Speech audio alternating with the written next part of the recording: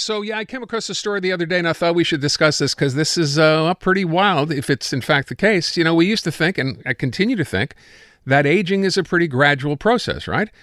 You 30, 40, 50, and everything seems to be fairly equal. That's how things work out. But a new study shows that's not, in fact, the case. It shows that human beings age at what they call a molecular level in two accelerated bursts. First, and I love that this is at a specific age, first at age 44, but then again at age 60. Dr. Michael Snyder, chair of the Department of Genetics at Stanford University and one of the authors of the study, is on the line. Dr. Snyder, thank you so much. I appreciate your time. I want to apologize. I know we were going to have you on last week, so thank you for joining us today. Can you give us an idea today when we say we're able to sort of pinpoint these two specific ages? How does that happen? How are you able to do that? Yeah, what we do is we track people over time and make as many measurements as we can. We literally follow 135 molecules and other aspects of their health. And we also then do this across a number of people. And what most people do is they just assume people, as you say, are aging the same kind of gradually. But we decided to see if we could see were there any periods where there are more changes than at other times. And it turns out there are two bursts.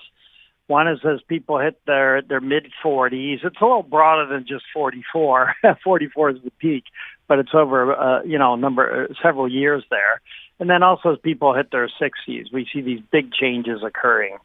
And so we think these are times when a lot's happening. And it sort of fits with what we know already. We know already as people hit their 60s, for example, they become at high risk for many diseases. Their immune system declines, why they get severe COVID. But the 40s was a bit of a surprise to us.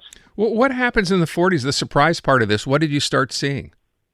Yeah, we did start seeing that skin and muscle mass, muscle changes a little bit, not necessarily mass, some of the connective proteins there. We saw their lipid metabolism shifts. That's like your fats for your LDL and things like that. And in hindsight, it makes a lot of sense. We know that people do get kind of injured as they hit their 40s. We do know that their lipids can go up quite a bit, and their fat disposition across their body changes quite a bit. So those are some of the things we saw in the 40s. So knowing this and people hearing this thinking, well, I think I was good till I got to 60, and then I understand things would start to change. But if we're now saying it's going to be in your mid-40s, what are some of the suggestions as to what you can do to slow this down, or can you do anything? Yeah, some of it's obvious and some not so obvious. So some of the obvious things are like exercise. We don't know why these shifts are occurring in the 40s, but it might be because people are generally adopting a more sedentary lifestyle, probably not eating as well. And so that might be responsible for some of this. And so given that we see these changes in muscle and skin, we think that actually, keeping your exercise up, and I'm a big believer in strength training myself, so you keep your muscle mass up. I think the not so obvious might be the lipids. I know we all think we should eat better diets, and that's true. But you also might consider, tracking this. So if you start seeing your good cholesterol going off, you might want to, start on statins a little bit earlier than you otherwise would. Statins are generally viewed as quite healthy or no ill side effects. And so I think those could help. I wouldn't wait for that if I started seeing my lipids going off as I hit my late 30s. I'd get started earlier. So you're talking about actually paying attention to your good cholesterol, bad cholesterol at a fairly early age, where people now, as we just said before, wouldn't think of doing that until they were maybe 50 or 60 years old. But is that, you're describing what seems to me like a diet change. We know what's good for us, but we tend to not eat what's good for us, and we tend to do that more as we get older? Well, I think probably not eating well is catching up with you as you hit your 40s. So you're probably doing it poorly earlier on, and that's why it's starting to hit you in your 40s. Oh, I see. Okay. That would be my guess. And then likewise, as you hit your 60s now, in your 60s, that's a whole different beast. I mean, there is issues about lifestyle and things. I do think keeping your muscle mass up again is very, very important as you hit your 60s, because people's health plummets when they lose their muscle mass and they lose their mobility. So that's very, very important. We also saw as people hit their 60s, their carbohydrate metabolism shifts. We saw their kidney function shift. So there I would say drink more water for your kidney function. The biggest thing we saw is shifts in your immune system. Again, at some level that's known. That's why, people in their 60s, when they get severe COVID, they're in trouble, or can be in trouble. But people your immune system's declining in general, and I think you want to keep that up by, with anti-inflammatories. I didn't say, but we think antioxidants are a big deal.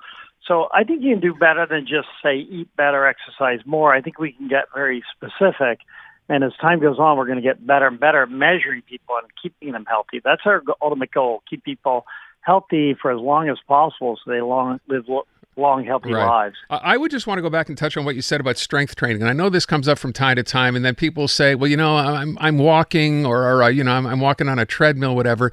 These are aerobic exercises, not strength training exercises. How important, in your estimation, would it be to just modify that routine if you're at least doing something and incorporate strength training into what you do? I think it's a big deal. I do think exercising in general is super valuable for you. It keeps your microvascular system up. I think strength training in particular is valuable because it releases all these muscle hormones that are just good for your health. And also keeping your muscle mass up is so important. I think it's important throughout your life. Again, I'm guessing it's important for your 40s now based on our study, but we know it's important as you hit your 60s. It's often the case where people say, oh, you're hitting 80, you should slow down and not do much. And that's actually the bad advice. Okay. As you get older, you should be telling people, no, go ahead and keep moving, keep active. And I believe strength training in particular, obviously you don't want to overdo it and pull muscles, but you do want to keep your muscle mass up. And if you're going to do that and you're feeling a bit of pain, maybe you weren't doing this for a long time, we're okay with anti-inflammatories as a way to treat? Well, I think both. I think you take anti-inflammatories anyway as part of your diet. There's a lot of things like turmeric and garlic, nutrients that are actually good for you. So that would be important. But actually, believe it or not, exercise is good for your immune system. It does cause a burst of inflammation when you do strength training, but actually that helps heal all your muscles and things. So that's actually a positive. In that particular situation, it's very positive. Dr. Snyder, I want to thank you for the time. This is very interesting. I thank you so much. We appreciate you being with us. Pleasure to be here. Dr. Michael Snyder, chair of the Department of Genetics at Stanford University and one of the authors of the study. There you go. Stop goofing off in your 40s and keep working out forever. Don't give up just because you're getting older.